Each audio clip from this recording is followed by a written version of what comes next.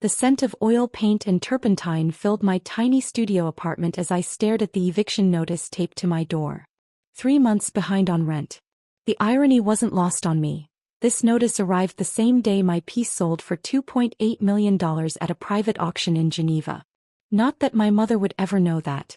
Painting won't pay the bills, Alexandra. Her voice echoed in my head, the same words she'd been repeating since I was 16. Look at you, 30 years old, living in a cramped studio, barely making ends meet. Is this what you want from life? If she only knew that the cramped studio was just a cover, that the struggling artist her socialite friends pitted was now the anonymous force revolutionizing the modern art market. But I let them believe what they wanted. Sometimes invisibility is the greatest advantage you can have. I pulled the notice off the door and added it to my collection, 3 years' worth of carefully cultivated evidence of my supposed failure. Every bounced check, every late notice, every disappointment carefully archived to maintain the illusion that my mother had been right all along. My phone buzzed. Marcus, my attorney. The Rothschild acquisition is complete, he said without preamble. You now own controlling interest in the largest private art collection in Europe. The paperwork will be finalized tomorrow. I smiled, glancing at the past due notices scattered across my desk. Any word from the gallery? Construction is ahead of schedule. The Laurent Gallery will be ready for its grand opening in 3 weeks. Your mother's still on the board of the Arts Council, correct? Yes, I replied, remembering her latest lecture about how I was wasting my talent on experimental nonsense, while her friends' children were becoming doctors and lawyers. She hasn't missed a major gallery opening in 20 years. Perfect, Marcus said. The invitations go out tomorrow. Every major collector, critic, and socialite in the city will be there, including the entire Arts Council. I hung up and walked to my window, looking out at the city skyline. Somewhere out there, my mother was probably at another charity luncheon, lamenting her daughter's poor life choices to her perfectly polished friends. The same friends who had no idea they'd been bidding against me at auctions for years. The real studio, my actual workspace, was in a converted warehouse on the other side of town. 40,000 square feet of state-of-the-art facilities where I created the pieces that sold for millions under various pseudonyms. But this cramped apartment with its second-hand furniture and careful signs of struggle, this was my masterpiece. A perfect performance of the starving artist my family expected me to be. My sister Caroline called while I was mixing paints. Mom's beside herself, she said, her voice dripping with fake concern. The Laurent Gallery opening is all anyone can talk about, and here you are still peddling your little paintings at coffee shops. Don't you want to make something of yourself? I dabbed blue paint onto canvas, phone pressed between ear and shoulder. Not everyone measures success the same way, Caroline. She sighed dramatically. The Arts Council is calling it the most significant cultural development in the city's history. The mysterious owner has apparently acquired some of the most valuable collections in the world. That could have been you if you'd listened to Mom and taken that gallery management course instead of insisting on following your passion. If she only knew that I own not just the Laurent Gallery, but 6 others across 3 continents. That the mysterious owner she spoke of with such reverence was her little sister, the family disappointment. Maybe I'll stop by the opening, I said casually. See what all the fuss is about. Caroline laughed. In what? Those paint-splattered jeans you always wear? The guest list is more exclusive than the Met Gala. They're not letting in random street artists. I let her words wash over me, thinking about the invitation that would arrive at her house tomorrow. Gold embossed, personally signed by the gallery's curator, requesting the honor of her presence at the most anticipated cultural event of the decade. Later that evening, I drove to my real studio in my actual car, not the rusted Honda my family thought I still owned, but a sleek custom-made Mercedes. The security system recognized me immediately, steel doors sliding open to reveal my true world. Inside, massive canvases lined the walls, each worth more than my mother's house. In the center, my latest installation piece was taking shape. A commentary on perception and reality that would debut at the gallery opening. The irony made me smile. My phone buzzed again. This time it was Thomas, my head curator. The Times wants an interview with the owner, he said. They're running a feature on the gallery opening. What should I tell them? The usual, I replied. The owner prefers to remain anonymous, letting the art speak for itself. And what about the opening night? You know you'll have to be there. I walked to the window, watching the sunset paint the sky in shades of gold and purple. Oh, I'll be there. Just not as who they expect. The next morning, I met with my team to review the final preparations. The gallery was a masterpiece in itself, 9 stories of steel and glass, designed by the world's top architects. Every detail had been carefully considered, from the lighting to the acoustic engineering. Sarah, my PR director, spread out the guest list on the conference table. The Arts Council members are all confirmed, including your mother. She's bringing her usual circle. I nodded, scanning the names. All the people who had dismissed me, doubted me, pitted me over the years. They would all be there, dressed in their finest, eager to curry favor with the mysterious billionaire who had taken the art world by storm. The reveal needs to be perfect, I said. Not just for me, but for every artist who's ever been told their dreams weren't practical enough. Later that day, I visited my mother for our weekly dinner, a tradition she insisted on maintaining to keep me connected to reality. Her reality, of course. The maid let me in, trying not to stare at my deliberately casual clothes.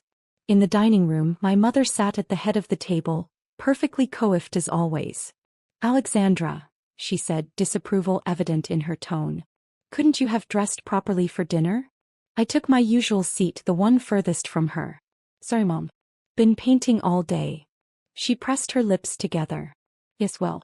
Speaking of which, have you given any more thought to that teaching position at the community center? It's not much, but at least it's steady income. Before I could answer, she continued. Oh, and did you hear about the Loron Gallery? Martha Williams' daughter is handling the catering. Now that's a sensible career in the arts. I hid my smile behind my water glass. Martha Williams' daughter had indeed gotten the catering contract from me, though she didn't know it. The opening's in 3 weeks, my mother continued. The whole city's talking about it. The owner is supposedly some European billionaire with impeccable taste. That's what happens when you approach art as a business, not just throwing paint at canvas and hoping something sticks. I thought about the contracts in my office safe, the acquisition papers for her favorite galleries in Paris and London, the international art funds I controlled through a network of holding companies. Maybe things will work out for me too, Mom, I said quietly. You never know. She patted my hand condescendingly. Of course, dear. Now about that teaching position. As I drove home that night, I thought about the upcoming opening. About the moment when everything would change. Not just for me, but for every parent who ever told their child that art wouldn't pay the bills. The invitations went out the next morning. I imagined my mother's face when she opened the heavy cream envelope, saw her name embossed in gold leaf. The same envelope was being delivered to every member of her precious Arts Council, every socialite who had ever whispered about poor Alexandra, still struggling with her art while her peers climbed corporate ladders. Little did they know I owned the ladders. The weeks leading up to the gallery opening felt like watching dominoes being meticulously arranged, each piece placed perfectly for the moment they would all fall. My mother's reaction to the invitation was exactly as I'd predicted. Alexandra, she burst through my studio door without knocking, waving the cream envelope like a victory flag. You'll never believe it. The Loron Gallery, we've all been invited. The entire Arts Council. I looked up from my canvas, carefully maintaining my practiced expression of mild interest. That's nice, Mom. Nice? It's extraordinary. Do you know how exclusive this opening is? The mysterious owner has apparently spent billions acquiring some of the most significant private collections in modern art. Everyone who's anyone will be there. I wiped paint from my hands with a cloth that had seen better days. Sounds fancy. She surveyed my cramped studio with poorly concealed disappointment. You know, if you'd stayed with traditional techniques instead of this experimental phase, you might have caught the attention of someone important. The Lawrence curator is known for discovering new talent. I bit back a smile, thinking of Thomas, my curator, who was at that moment hanging my latest piece in the gallery's central hall, under one of my pseudonyms, of course. Actually, my mother continued, smoothing her Chanel suit, I've been thinking, why don't you come to the opening? As my guest. It might be inspirational for you. I raised an eyebrow. I thought it was exclusive. Well, yes, but I'm sure they'll understand if I bring my daughter. Even if you're not. She gestured vaguely at my paint-splattered workspace, quite at their level. Yet. 2 days later, I stood in my real office 50 stories above the city, reviewing the final guest list with Sarah. The wall of windows offered a perfect view of the Loron Gallery, its glass facade gleaming in the afternoon sun. Your mother's already called 3 times to confirm her +1, Sarah said, amusement dancing in her eyes. She's quite insistent about having her struggling artist daughter attend. I smiled, remembering the conversation from my studio. Let's make sure she gets what she wants. And the seating arrangement? I pointed to the floor plan spread across my desk. Put her at table 1 right in front. I want her to have the perfect view when everything unfolds. My phone buzzed, Caroline calling again. I put it on speaker as I reviewed the opening night schedule. Mom says you're coming to the Loron opening, she said without preamble. Please tell me you're not wearing those awful paint-stained jeans. I'll dress appropriately, Caroline. You better. This isn't one of your coffee shop art shows. These are serious collectors, real players in the art world. I glanced at the latest acquisition report on my desk. $127 million for a private collection in Dubai, signed off that morning. I understand the difference. Do you? She sighed. Just try not to embarrass Mom. She's worked so hard to build her reputation on the Arts Council. The last thing she needs is her daughter showing up looking like a street artist. Sarah rolled her eyes as she gathered her papers. Everyone on my team knew the truth, had watched me build my empire from the ground up. They found my family's attitude alternately amusing and infuriating. That evening, I visited my secret vault beneath the gallery. Row upon row of the world's most valuable modern art pieces, each carefully authenticated and catalogued. This was where I kept my real collection, the one that would be revealed on opening night. Thomas joined me, clipboard in hand. The main hall is ready. We've hung the piece you created last month as the centerpiece, the one about hidden truths and public perceptions. Perfect timing, I murmured, running my fingers along the edge of a frame. Your mother's going to have quite a shock. I turned to face him. It's not about shocking her, Thomas. It's about showing her, showing all of them, that success doesn't always look the way they expect it to. The next week passed in a blur of final preparations. My mother called daily, alternating between excitement about the opening and concern about my appearance there. I've heard the owner might actually attend, she gushed during one call. Nobody knows who they are, isn't it thrilling? Martha thinks it might be some European aristocrat. I was actually in the gallery when she called, supervising the hanging of the last few pieces. Maybe it's someone closer to home, I suggested. She laughed. Oh, darling, no one in our circles has that kind of money or influence. This person has transformed the entire modern art market in just a few years. 3 days before the opening, I received another call, this time from my father. He'd left when I was 12, starting a new family and barely maintaining contact. Now he was suddenly interested in reconnecting. I heard about the Loron opening, he said, his voice overly casual. Your mother mentioned you'll be there. As her guest, yes. Well, I was thinking of attending myself. Important connections to be made at these events. Maybe we could. He cleared his throat. Maybe we could talk about your future. I know some people in the art world. I thought about the dossier on my desk, a complete analysis of his failing investment firm, the mounting debts he was trying to hide from his new family. I'll be pretty busy that night, I said. But thanks for thinking of me. The day before the opening, I visited my cramped studio one last time. This small space had served its purpose well, maintaining the illusion my family needed to believe. I'd already arranged for all my actual work to be moved to my real studio, leaving behind only the deliberately mediocre pieces they expected from me. As I was locking up, my mother appeared again, carrying a garment bag.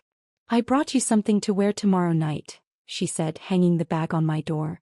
It's last season's Oscar de la Renta, but it should do. We can't have you showing up in your usual attire. I unzipped the bag, revealing a conservative black dress. Thanks, Mom, but I've already got something picked out. She pressed her lips together. Alexandra, please. This is important. The Loron Gallery opening isn't just another night. This is a chance to see how successful people operate in the art world. Maybe it will finally help you understand why I've pushed you so hard all these years. I looked at her, really looked at her, wondering if she'd ever understand that I had succeeded not despite ignoring her advice, but because of it. Trust me, Mom, I said softly. Tomorrow night will be educational for everyone. That evening I went to my real penthouse. Not the studio apartment my family thought I lived in, but the two-story residence atop one of the city's most exclusive buildings. My dress for the opening hung in my closet, custom-made by a designer who knew exactly who I was. As I stood at my window watching the city lights flicker to life, I thought about the journey that had brought me here. About the years of hiding my success, of letting them believe I was struggling, of building something extraordinary in the shadows of their disappointment. Tomorrow everything would change. The Loron Gallery would open its doors, and the art world would finally meet its mysterious owner. My mother would finally understand that her daughter hadn't been wasting her life, she'd been revolutionizing an entire industry. But first I had one more role to play, the struggling artist, brought along as her mother's embarrassing plus one. The dominoes were set. In less than 24 hours they would begin to fall. The day of the gallery opening dawned clear and crisp. I woke in my penthouse at 5 a.m., hours before my mother would expect her struggling artist daughter to surface. The wall of windows in my bedroom offered a perfect view of the Loron Gallery, its steel and glass facade already gleaming in the early morning light. My phone buzzed with messages from the team. Everything was in place. The catering staff had arrived, the security details were positioned, and the guest list had been finalized. In a few hours, the city's elite would gather to witness what they thought was just another gallery opening. They had no idea they were about to attend the most dramatic reveal in the art world's recent history. At precisely 10 a.m. my mother called. "Alexandra, please tell me you're awake and preparing. This isn't one of your casual art shows where you can just throw on whatever and show up." I glanced at my reflection in the mirror, already perfectly groomed. "I'm up, Mom." "Good. I'll send a car to your apartment at 6. The opening starts at 7 and we absolutely cannot be late. The Times is covering this and the whole Arts Council will be there." I smiled, thinking of the newspaper's real headline already set for tomorrow morning. Art world shocked, reclusive Loron Gallery owner revealed as local prodigy. "Don't worry, Mom. I wouldn't miss this for anything." At 5:45 p.m., I arrived at my studio apartment one last time, dressed in deliberately casual clothes. The Oscar de la Renta my mother had brought hung untouched on the door. Instead, hidden in a garment bag was my real outfit for the evening, a custom-made gown that cost more than this entire building. Right on schedule, my mother's car arrived. I got in, greeting her with the same slightly distant smile I'd perfected over years of these interactions.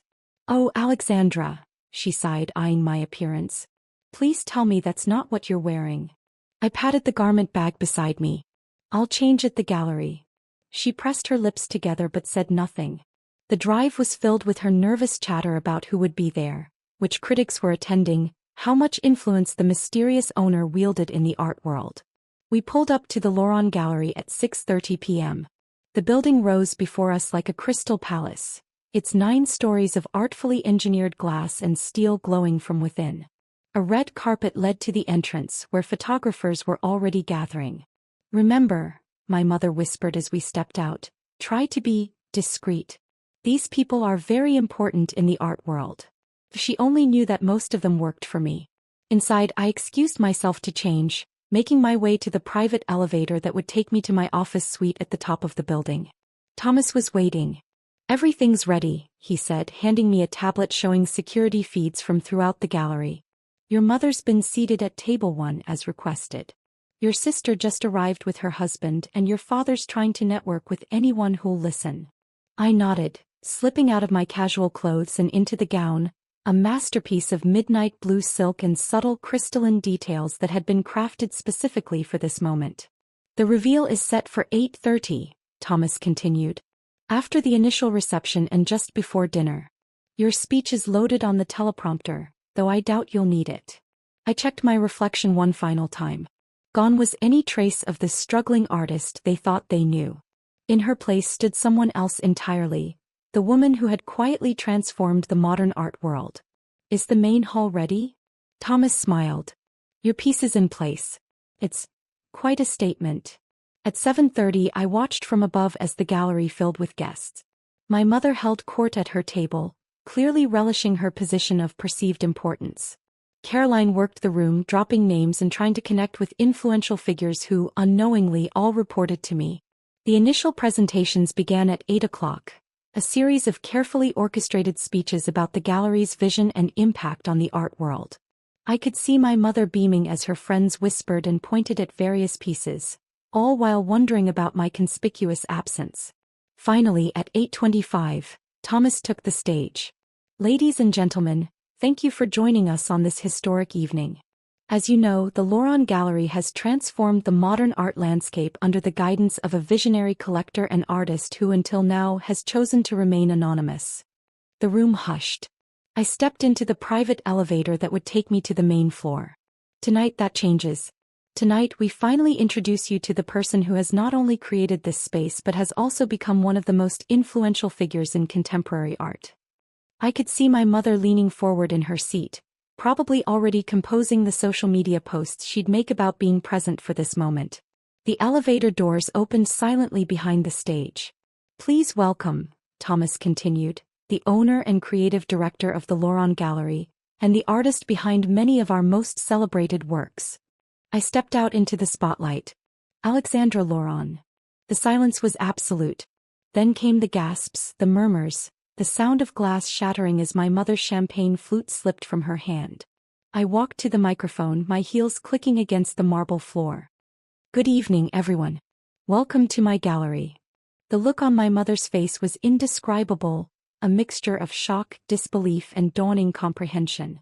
Caroline had gone pale, her husband physically supporting her as she swayed in her seat. "Some of you know me," I continued, "or think you do. You know the version of me that worked in a small studio, that struggled to sell paintings in coffee shops. What you didn't know was that while you were pitying my choices, I was building this." I gestured to the space around us. "Every piece you've admired tonight, every collection you've discussed, every acquisition that made headlines, that was all me. The struggling artist you dismissed? She owns not just this gallery, but 6 others across 3 continents." My father had moved toward the exit, but security, my security, had already closed the doors. "I let you believe what you wanted to believe," I said, my voice carrying clearly through the silent room. "I let you think I had failed because sometimes the greatest power comes from being underestimated." I turned to face the main hall where my latest installation hung, a massive piece titled Perceptions, made up of thousands of small mirrors arranged to create a larger image. From a distance, it showed a simple artist's studio. But up close, each mirror reflected a piece of my empire. "Tonight isn't just about revealing who I am," I continued. "It's about challenging what we think we know about success, about art, about power. And most importantly, it's about showing that sometimes the people you dismiss might just be the ones making history." The room erupted in applause, genuine from those who didn't know me, stunned and mechanical from my family. My mother sat frozen, tears streaming down her face as she stared at the daughter she thought she knew. As I stepped down from the stage, Thomas announced dinner would be served. The crowd began to move, but my mother remained seated, still staring. I walked to her table, stopping beside her chair. "Art won't pay the bills?" I said softly. "Mom, it bought the building." She reached for my hand, her fingers trembling. "Alexandra, I don't understand. All this time I was exactly who I always said I was, an artist. You just couldn't see it because it didn't fit your definition of success."